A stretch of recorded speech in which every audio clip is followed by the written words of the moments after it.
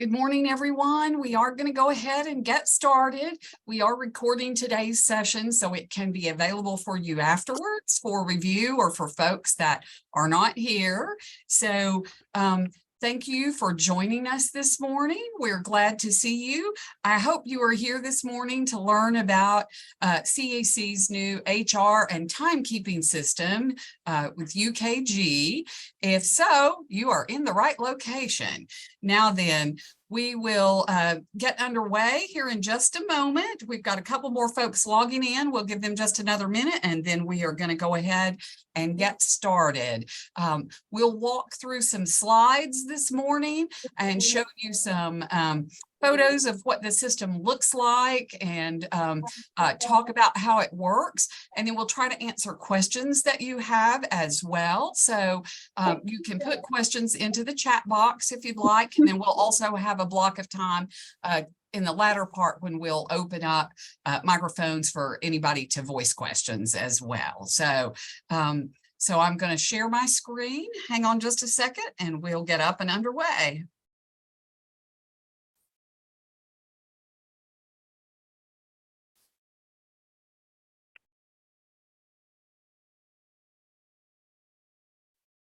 All right. Can someone give me a thumbs up if they can see the screen that's up now? Okay, great. Thank you. All right.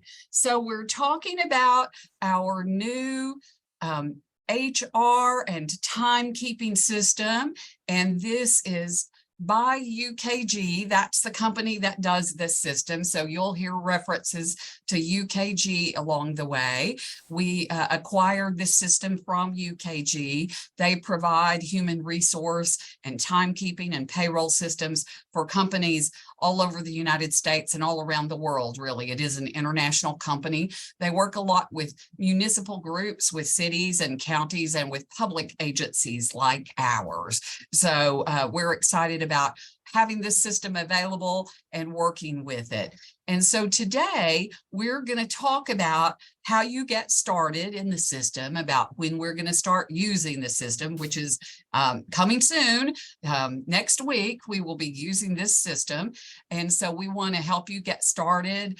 We'll talk about how to sign into your account and get into the system, how you can use the system for clocking in and out or punching in and out to track your time.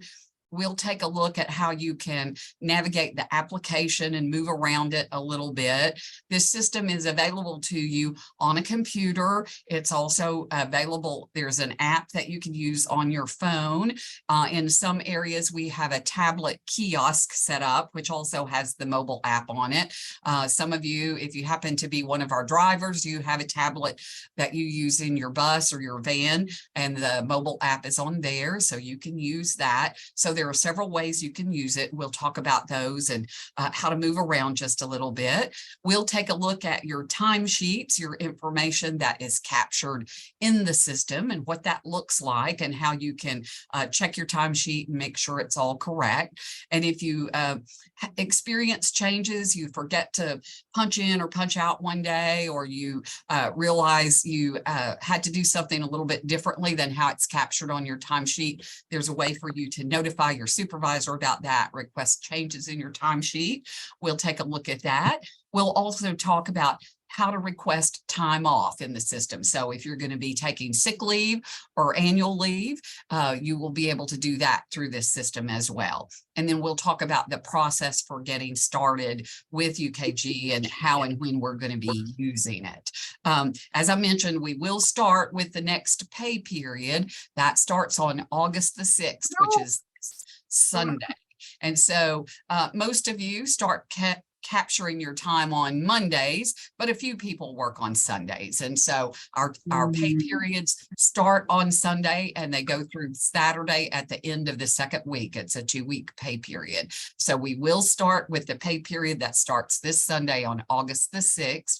We are going to ask everyone during the first 2 pay periods, so really through the rest of August, to use the new system, but also continue capturing your time in the old system that you're using right now. And that lets us make sure that the system is working properly before we begin relying on this system completely in order to prepare for our payroll. We want to make sure that the payroll is correct and that you get paid correctly. You do very important work each day, and it's very important that your paycheck is correct. And so we want to be sure that it is. So for 2 pay periods, we'll use this system and the old system at the same time, so we can discover any little bugs or any glitches along the way and correct those. And you can help us if you become aware of glitches or bugs by letting us know about that. Each department will have a resource person that you can contact if you're having issues. That will be your first contact. And so we'll make sure everyone knows who that resource person is in your department. And that's who you'll contact first if you're having an issue. And we'll work with them to help figure out what's going on with your situation and how we can assist you. So let's talk about getting started in the system. Now, most of you should have received an email that will come from this address, noreply@saashr.com. You might think that that was a spam if you didn't know otherwise, but it's a legitimate email, and it's an email to tell you how to get into. Let me do it. Now, if you did not get into if you did not get an email, we can still get you into the system and get you signed up. So if you have not received this email, let us know about that, and we'll help you get into the system and get started.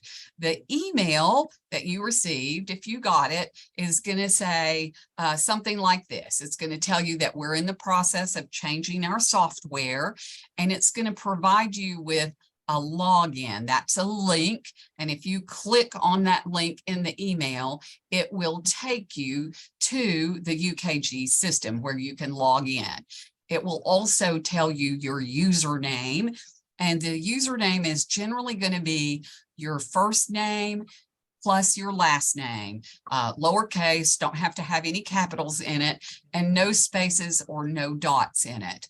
Now, for your first name, it's going to use whatever we have in our system as your legal first name. So if you normally go by your middle name or an abbreviation of your first name, your username might look a little bit different than that, but it should be in the email in the same way that it's captured in this system.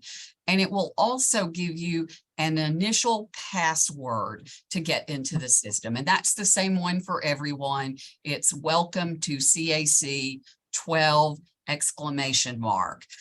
When you log in the first time, it will prompt you to change your password. So you need to come up with a password that's unique to you, that you can remember.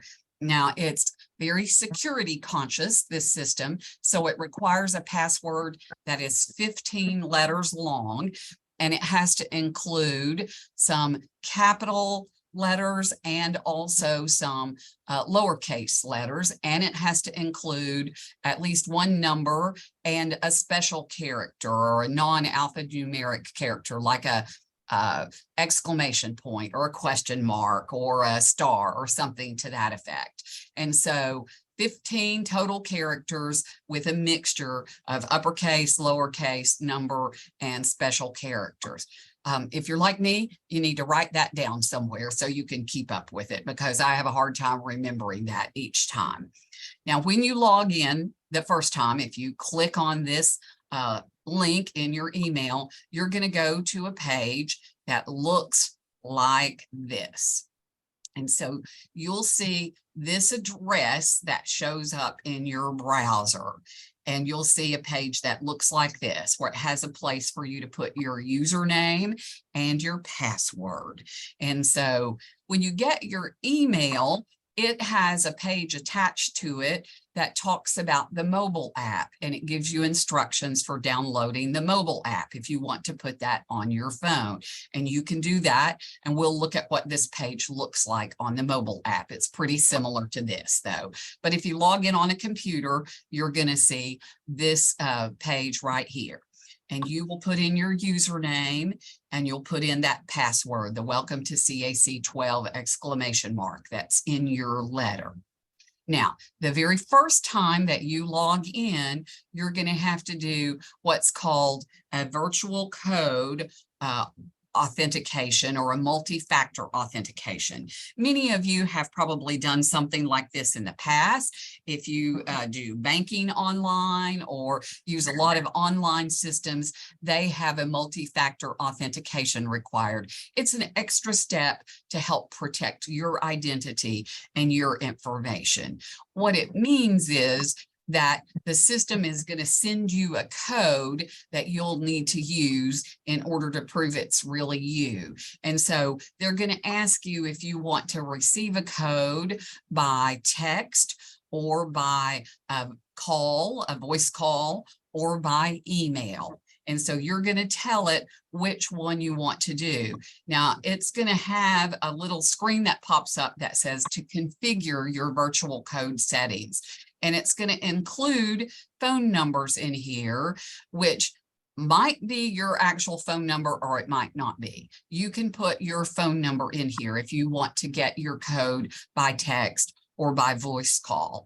And it's going to include an email. The email address that it will include is likely the email address where you received this message. So that's probably correct, but the phone numbers may not be correct. So you will tell it which one you want to do and make sure that it has the correct information. And so in this case, this person selected text message and hit this button that says send a text message. What we have found is if you tell it to send you the code by text message, usually happens right away. In fact, generally when I'm on that screen, my message pops up while I'm there telling it what I want. If you pick email, it sometimes takes a few minutes before you get the code via email. So once or twice I've done it and I thought, oh, I'm not sure it got my message, and I told it again, and then I got 2 codes and then I wasn't sure which one to use. So you may want to try text if you're willing to receive a text on your phone, and that's usually very quick, but you can use email and that does work. I haven't tried the voice call, but I think that will work quickly as well. But you tell it what you want and it will send you the code. And then when you receive that code, you put it in here. And there's a little box right here that says by checking this box, the system will not require you to do the multi-factor authentication again for 30 days. So if you don't check the box, it may require you to do this every time you try to log in. So if you check the box, you shouldn't get another message again for 30 days, at least on this computer. Now, if you log in on a computer and then you also log in on your phone one day, you may have to do it on your phone if you're using different devices. But then you'll hit continue to go to the next page. Now, if you log in on a mobile device, if you download the app and put that on a mobile device, or if you're using a tablet that already has the application downloaded on it, you'll see a screen that looks like this. And again, same thing, you'll put in your username and your password and hit login, and then you're going to get that multi-factor authentication. And so same thing, it's going to ask, do you want text message or voice or email? And you will tell it, and then it's going to send you a code, and you put that code in and hit continue. And again, you'll see the same little box here. By checking this, we won't bother you with this again for 30 days, and hit continue. Now, if you log in on a computer, you're going to come to a page that looks like this, or similar to this at least. UKG did a software update last night, and so we've discovered this morning that our home screens look slightly different than this, but they're still pretty similar. If we have a chance at the end of our session, I may go to the new homepage and show you that. But the basic components are the same. So you'll see a page that looks similar to this in this screen here.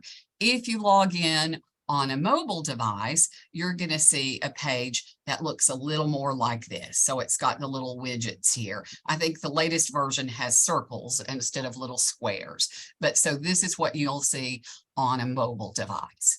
Now, let's talk about capturing your information in the system. What we're really relying on this system for is tracking our work time, again, so that we can keep up with when you've worked and where you've worked, and we can make sure you get paid correctly. So let's talk about how to punch in and out of the system. And you will see as we look at this, in some places it refers to punch in and punch out, and in some places it refers to clock in and clock out. Those are the same. It all means the same thing. It's capturing your time when you start and capturing your time when you finish. So let's go back to the home page or the login page on your web browser. Now, if you remember, this is what we got to when we clicked on the login link in your email, and it's this address right up here. This number right here, the 6190754, is what's called our company's short name. If you look at the attachment to your email to download an app, and if you download the app on your phone, at some point it will ask for your company's short name, and it's that number.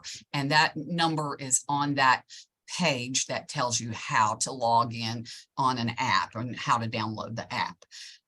But you can change this on your computer. If you change the word login to the word clock, you will see another way to log in. We'll take a look at that. Okay, so here's that same address on your computer, but we have changed the word login to be the word clock. And what you'll see is a login screen that looks like this. It's a bit like a time clock. So you have a couple of options here. You can put in your username and your password, and you can hit login to go into the system if you want to, or you can put your username and your password and you can hit punch in, and it will start counting your time from that point. At the end of the day, you could put your username and your password and put punch out. So you never have to go all the way into the system to punch in and out. You can just do it from this page right here. Now, every person has a 5-digit badge number, and we will show you where you can find that in the system itself. So you can use your badge number to punch in and out, and you don't have to use your username and your password. If you just put your badge number right here and hit punch in, and it will start counting your time for you. Or at the end of the day, you can put in your badge number and hit punch out, and it will stop your time for that day. So you can use that badge number to easily go, to easily punch in and out with the system. Now, if you're on the mobile app, it looks like this. See, it's very similar to the clock that we just saw on your computer. So once again, on the mobile app, you can use your badge number to just punch in and punch out. And this is what the screens look like at the kiosks, which are small tablets with the mobile app on them, if you have a kiosk in your area. And once again, you can, on the mobile app, you can put in your username and password and log into the system if you want to do that. But you can also just use your badge number to punch in and out.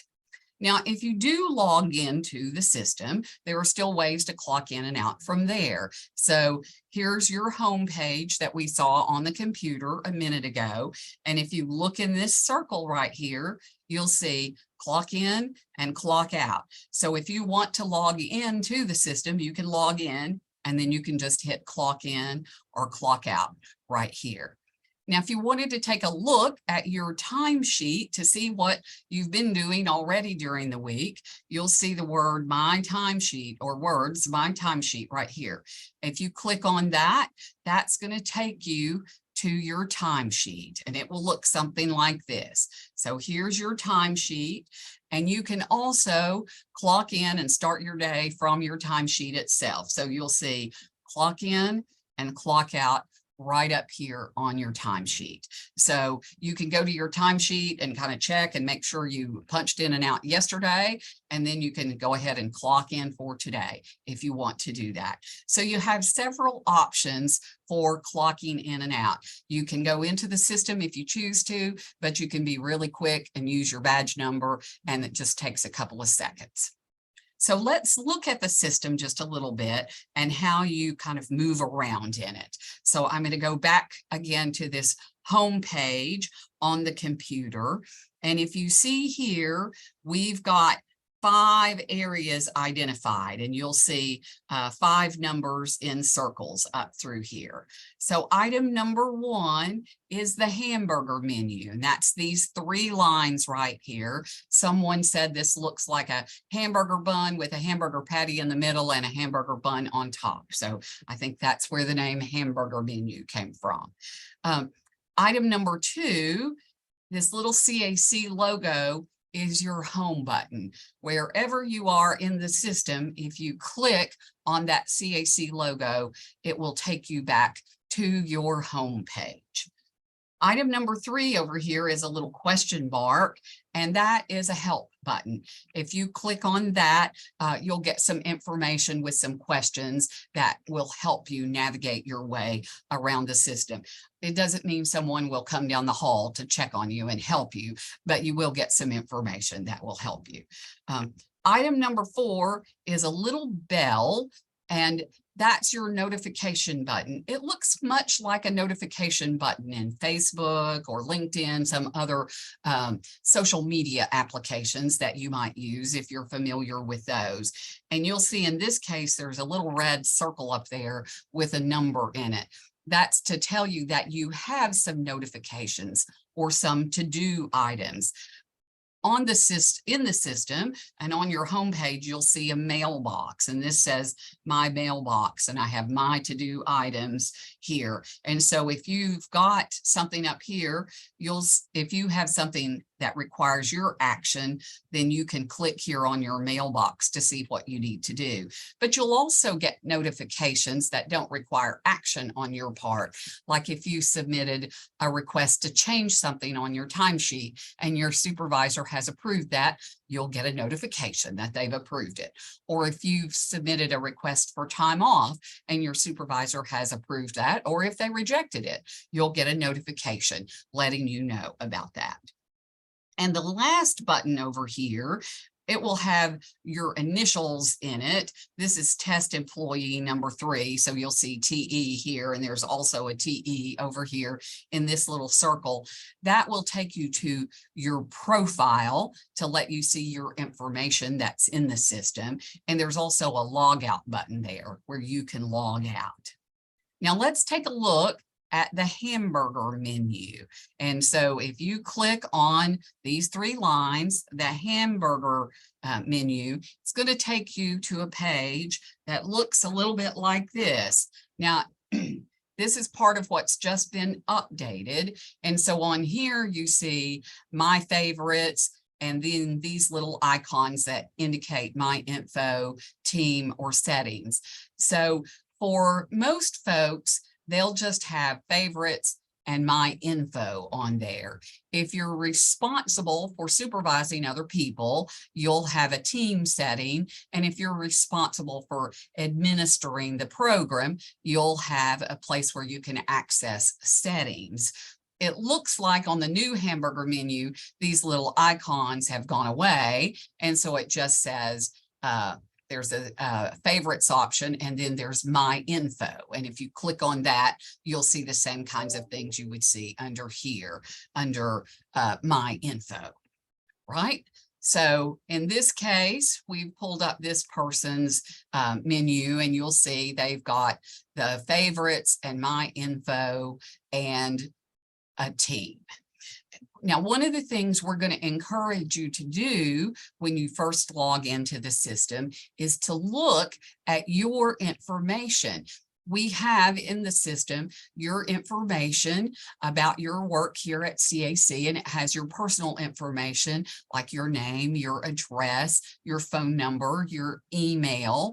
And so we encourage you to go in and look and be sure that that information is correct. If you click on my information right here, you'll see something that says my profile. And so you can go to your profile page, and that's going to look something like this. So this is my profile right here. And so this has account information here. And then if I scroll down in the system, it has personal information. So I can look and see what address is officially on record here for me, as well as my phone number and my email address. If you keep scrolling down, you'll see a section that says employee badges, and you will see that you have a badge number there. And it's not your employee ID. You'll see something that says employee ID, but it is your badge number, and it's a 5-digit number. And that's the number that you can use to punch in and punch out of the system quickly. Now, if you pull up my info right here, my information, you'll see my profile, but you'll also see something that says update my profile. And that gives you an option to change your address, to change your phone number, some of that personal information. So if you see those items that you need to update, you can do that from that update my profile section. If you see other information that you think is not correct, let us know about that and we'll take a look at it. You can see in your profile your current job title, you can see how much leave you have accumulated, you can see what your base pay rate is. Now, the leave amounts are being updated right now. I think by the time you log in next week, it should all be correct for you, at least through the last pay period. If you've looked at it this week, you might have seen leave that you thought, wow, I didn't know I had 1,000 hours of annual leave. Well, don't get too excited because you don't really. So the UKG folks were updating that information yesterday afternoon. And so it should be correct by next week. But if you've looked at it this week, it's probably not correct. So don't get upset or overly excited about what you see in there. So let's take a look at your timesheet. So we talked about that. So you're logging in each day, tracking your time. And that's the very critical thing that we need everybody to do starting next week. We know this is new, and people will forget sometimes for a day or two while you're getting used to the new system. But it's very important that everyone is using the system every day so that we can capture information and make sure that we have all of your information in the system and that we have it correct in the system. So if you go back to the home page on the computer, like we looked at, you'll see a button here that says My Timesheet. And also under the hamburger menu where we were just a minute ago, you'll see something on there that says My Time. And so you can get to your timesheet from either of those locations.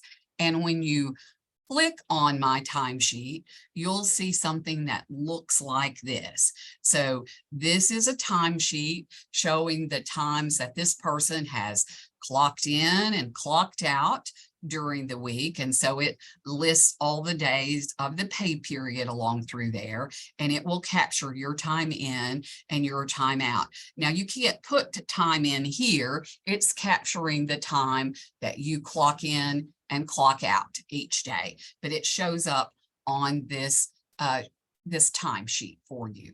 If you see here, there's a counter at the top that shows the total number of hours that you've worked, regular hours during that week or during that pay period. And you'll also see time off hours. So if you had some time scheduled to be off during the week, that's going to be reflected on here. In this case, on Wednesday, this person had sick leave from 8 to 10 on Wednesday morning. They had a doctor's appointment and they took sick leave for that 2 hours. And then they came in at 10 o'clock and they left at 4:45 at the end of the day. And so you'll see that if during the course of the pay period, you work more than 40 hours in one of the weeks or both of the weeks, you'll see that reflected in overtime hours up here. So it will calculate your overtime hours for you. Now you may have a question about lunches. Do we have to clock in and out for lunch? No, you don't. The system is set up to automatically deduct lunchtime for you. And so generally speaking, if you're on a regular schedule with CAC, you likely are scheduled for a 45-minute lunch. We have a few folks that are scheduled for something different than that, some that are for 30 minutes. So your schedule will be in the system and it will know to deduct 45 minutes for your lunchtime for you. If for some reason there is something unusual that happens and you're not able to take your lunch, you're required to work through during that day, or you have to take a longer or a shorter lunch, you can notify your supervisor of that and they'll be able to make an adjustment in the system for you. You also can notify your supervisor if there are other changes. If you go in and look at your timesheet and you go, oh, I forgot to punch in this day, you can request a change from your supervisor for that. So if you look on the timesheet, you'll see right over here is a little blue box that says change request. And if you punch on that, it's going to take you to a page that looks like this. And so you'll see add a punch in or add a punch out. So if you forgot to punch in at the beginning of a day, or you forgot to punch out at the end of a day, you can request that. If you need a time entry added for one day, perhaps you left in the middle of the day to go to a personal appointment, so you failed to clock out during that time, you can add a time entry or ask your supervisor to do that, and for when you left and when you came back. Or if you had time off scheduled, but you wound up not using that for some reason, you can ask your supervisor to cancel that or to delete a time entry for you. If you, let's say you came in and someone caught you on your way in and you started working on something and then you realized 30 minutes later that you hadn't punched in yet. So you punched in, but you know you really started at 8 o'clock, but your punch in shows 8:30. You can ask your supervisor to modify your punch in to change it from 8:30 to 8. So you see there's a list of items here that you can request. So take a look at those and see what's included on there. And so once you select one of those, it will take you to a box that looks like this, excuse me. So it will indicate what you've selected. So in this case, this person forgot to punch in, and so they're requesting an add a punch in for this particular date right here. So you'll choose what date it's for, and then you're going to say what the start time is. And there's a little box here that lets you give your supervisor some information so they know why you're requesting this change. In this case, the person said, a client was waiting for me and I forgot to punch in. So they got busy right when they came to work and they forgot to punch in. So they're asking their supervisor to make this adjustment. It's not really different than how you currently do this. You might go to your supervisor and say, hey, when I got here this morning, I forgot to sign in, or I forgot to punch in, whatever system you're using. So this is the same kind of thing. And then once you submit that, you would hit this little blue box right here to submit it to your supervisor. And if they approve that, then it will automatically populate in your timesheet. And so next time you look after they've approved it, you'll see that it's reflected in your timesheet. Now then at the end of the pay period, you're going to submit your timesheet. So as we said, most of the time, if you choose to, you can just punch in and out without having to log all the way into the system. But you may want to take a look during the course of the week to make sure you've captured everything on your timesheet. And then at the end of the pay period, hit submit. And that submits your timesheet to your supervisor for his or her approval so that it goes into payroll preparation. Now, for some reason, if you hit submit too soon, during parallel testing, we had a couple of folks, pardon me, that thought they were supposed to do it at the end of each week. And so if you hit submit, then it's not going to let you clock in or out for the next day. So if you accidentally hit submit, you'll see a little blue reopen button that appears up here. So you can hit that reopen button and it will open your timesheet back up so that you can clock in and out on the following days. But at the end of the pay period, go ahead and hit submit. If you forget to do that, it will automatically submit on the Sunday after the payroll ends. And so it will go to your supervisor at that point in time. Okay, now what about time off? Let's take a look at that just quickly. You can, in this system, request time off. Right now, you might be emailing a request to your supervisor, or maybe you fill out a sheet to request time off. Keep doing that for the next 2 pay periods, but also do that in this system. And in the future, you'll be doing that all the time in this system. So here we are back to the home page on your computer. And so you can get to the time off request a couple of ways. From the hamburger menu, you'll see an item that says My Time, and then you'll see time off and then request. So you can click on that. You'll also see a widget, and you'll see widgets like this on the mobile app as well. You'll see this little airplane that says My Time Off, and over here you'll see My Time Off. If you've clicked on this, you'll get this little pop-up right here, and you see where you can request time off. And so if you click on Request Time Off, or if you click on My Time Off from the hamburger menu, you're going to see a page that looks like this, a time off request.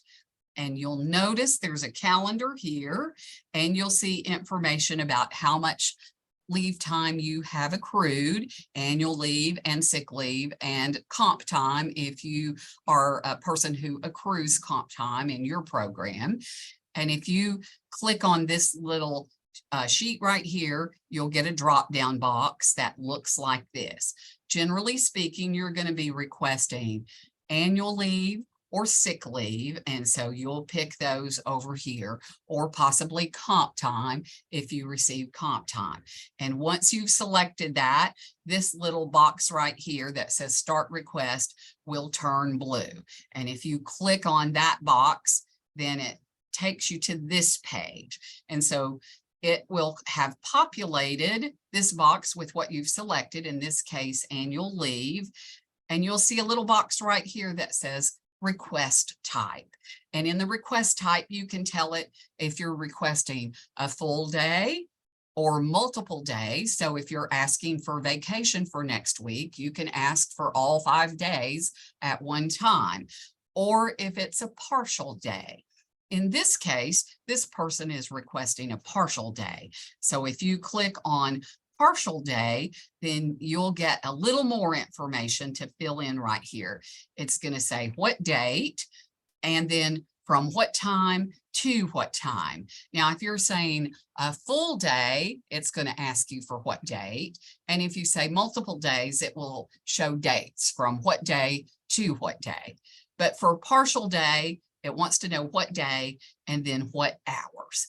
And here you'll see a comment box, and you can put information in here about what you're requesting. So if it's sick leave for a partial day, maybe you want to say, I have a medical appointment. If it's vacation time, you may want to say, I'm planning to be out of town during this time. Or if it's a day of annual leave, maybe if you knew you had something you had to cover that day and you've arranged with another staff to cover that for you. you can put that information. Again, this is just something to help your supervisor know about what you're requesting and why you're requesting it. It helps them be informed without having to come back and ask you a lot of questions about it. Once you fill that in, this little box right here that says submit request will turn blue, and you will click on that, and it sends it to your supervisor, and they'll have a chance to look at it and approve it or reject it if there's a problem. Maybe they'll reject it and send you a note that says, I need some more information about this, or who's covering this on that day. But hopefully, if you've kind of kept up with what's going on in your department and you know what's happening there, then they'll approve it, and you'll get a notification in your box saying your supervisor has approved your time. So now then, when do we start using this? As we discussed earlier, we're going to start next week. And for the first 2 pay periods, we will use both systems. So you'll start punching in and recording your time starting on August the 6th, or for most of you on August the 7th. That's next Sunday or Monday, the one coming up. You'll also start putting your time off request in for that time period. And if you've already requested some time off and your supervisor has approved it for some time in August or September, please go ahead and put that into the system as well. That helps us make sure that the system is tracking all of that information. And do remember to keep tracking your time on your old system for these upcoming 2 pay periods as well. We want to make sure that everything is correct and that we have a chance to remedy any problems that we have in the system. Right? So we're going to open this up for questions. So I'm going to stop sharing and see what questions you might have. Let's see, we've got one in the chat box. Okay, so one person did not get an email.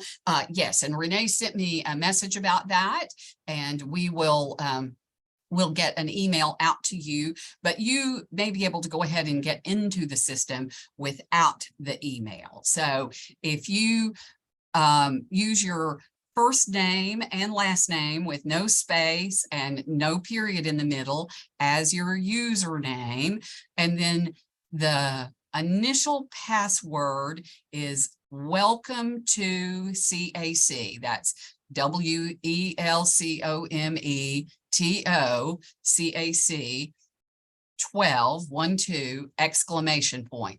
The W is capitalized and the CAC is capitalized. Everything else is small letters. So the email should have gone to most folks earlier in the week. If you've not gotten one, yes, thank you, Lisa, for posting that for us.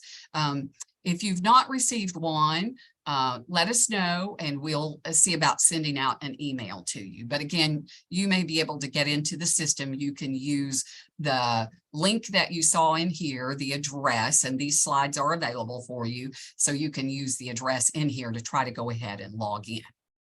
What other questions do you have? Hey, Wendy, this is Yes. Suzanne. Yes. We had at least one staff person, there may be more, who received 2 emails back to back, and one had the correct short name and one had an incorrect short name. So I don't know if that's something we already knew about. Well, we've had a couple of folks who got an email with the incorrect short name, so I'm not sure what the system is doing that. And okay, yeah, and most folks also get an email that says your password has been changed before they even get into the system. So if you receive that email that says your password has been changed, but you know that you didn't do anything, don't worry about that. There's something a little bit wonky in the system that is doing that. So, okay.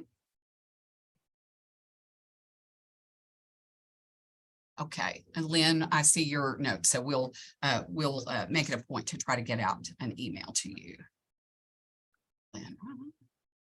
And Sneesha and Angel Griffith. Okay.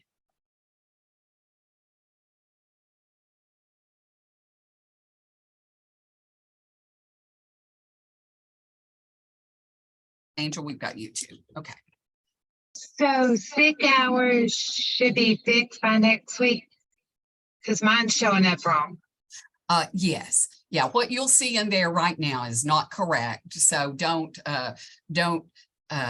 be upset about that, or don't make a plan based on what you see in there this week, because they are not correct, but they're working on those, and hopefully they should all be corrected by early next week. Okay, Pam, let's see.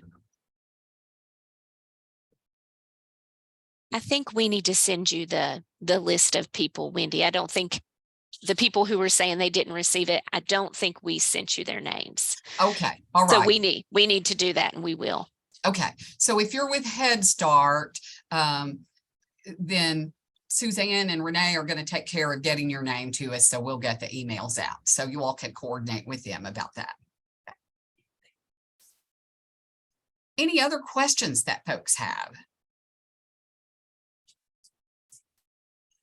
I'm going to see if I can. I think this has probably logged me out over here, but we'll take one more minute and I'll just show you. You guys can get the sneak preview of sort of the changes in this. And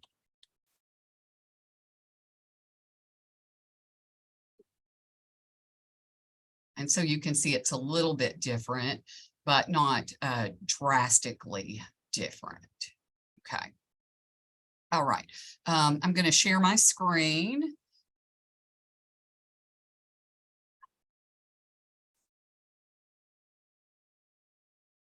Okay. Okay.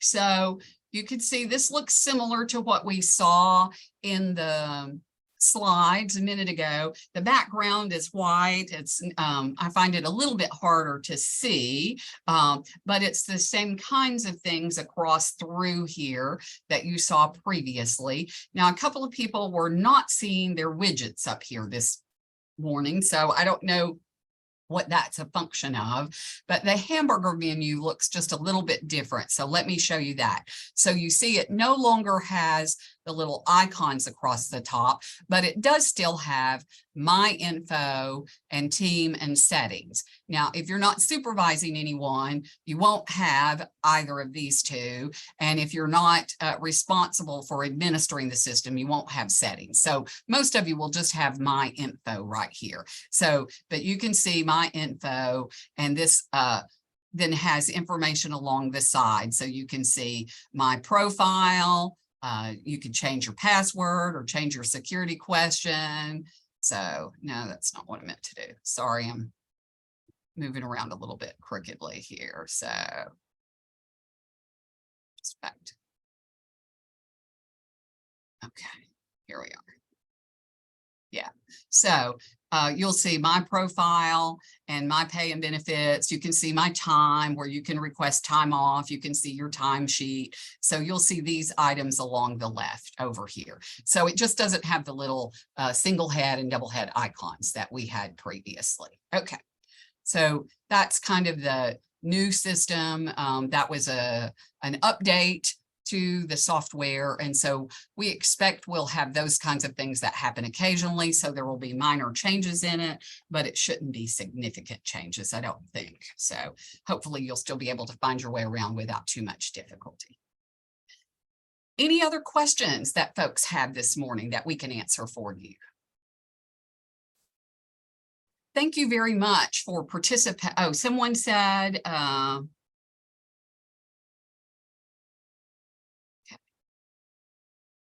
okay, Mark, we'll see if we can help you with that. So it's telling you that the old password is not correct. It let you in initially, but then when you're trying to change your password, it's not accepting the old one. Okay, we'll take a look at that and see if we can assist you with that. I'm going to make a note, and I'll get Barbara Lamb to follow up with you on that.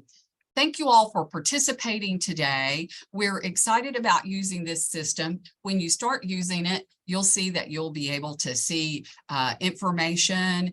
And Suzanne, yes, I can meet with you afterwards. You'll see information about the system or in the system about you. You can connect to your benefits. And so you can look at your insurance and those kinds of things. I think you'll find a lot of helpful information, and we will be doing some ongoing sessions over the next few weeks, just some short sessions about different components of the system to help you get familiar with it and learn more pieces of it that you can use. Right now, we want to get everybody in and using it to track your time each day and to request time off and make any changes that need to be adjusted in there.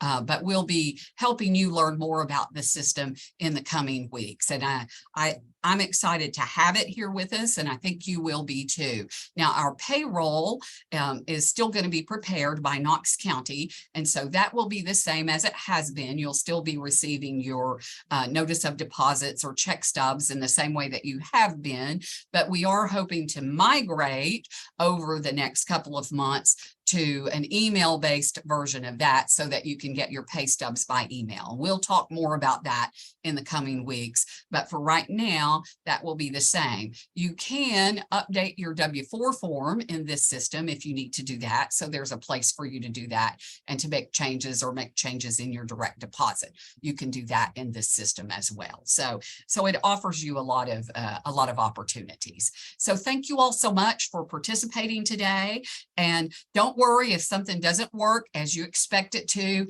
We think we'll find little glitches along the way. Just let us know about that. And if you forget to clock in one day, let your supervisor know about that, or forget to punch out. We know that will happen as we're all getting used to it, but it's important that we're all committed to using the system to get all our information correct, because paying you is very important for the work that you do every day. And we want to make sure we get that all as correct as possible. So you'll help us by keeping us up to date on what you discover in the system. Thanks again. You guys have a great day and a great weekend. Bye now.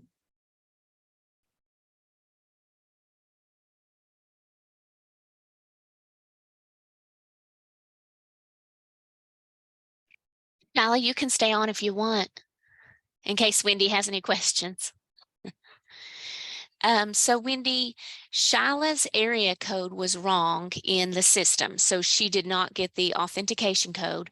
So I went in and updated it, and she's still not getting it. And I thought maybe it was because it was listed under her home phone, so I also put it under cell phone and saved it, and she's still not getting it. So I'm not sure if there was something else I should have done. I think that should take care of it. When you're trying to do the authentication, is the number showing up correctly? You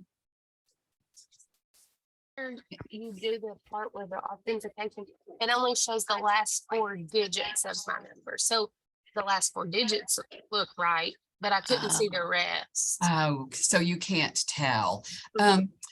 Oh, wonder if she should delete the app and reinstall it. Maybe it would like trigger and pull the right number. I think I just now did the app after I'd already tried everything. I just now put it on because I was thinking that about the computer, because I kept doing it on the computer.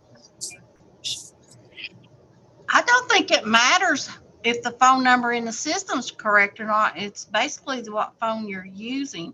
Because I had an employee that has a new phone, and her old phone number was in the system, but she was able to get on with her new phone, and she went in and changed her own phone number.